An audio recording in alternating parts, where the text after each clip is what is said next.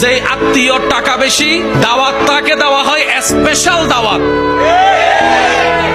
আর যতই কাছের রক্তের হোক না কেন, যদি টাকাওয়ালা না হয়, দাওয়াতও তেমন ভালো করে পাই না, মেহমানদারিও তেমন ভালো করে পাই না, খাবার খেয়েছি কি খাই নাই সেইটাও জিজ্ঞেস করার কেউ থাকে না।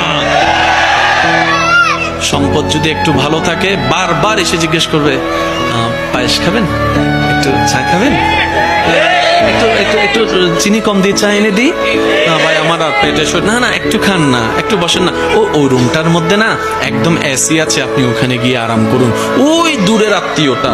আর যেটা কাছের আত্মীয়, সম্পদ তেমন নাই, পাশ দিয়ে গেলেও জিজ্ঞেস করে না, সে আশা নিয়ে বসে থাকে হয়তো আমাকে একটু জিজ্ঞেস করবে। আচ্ছা খাই না খাই, অন্তত জিজ্ঞেস তো একটু করুক, মনটা বড় হবে যে না আমার আত্মীয় আমাকে একটু জিজ্ঞেস করেছে।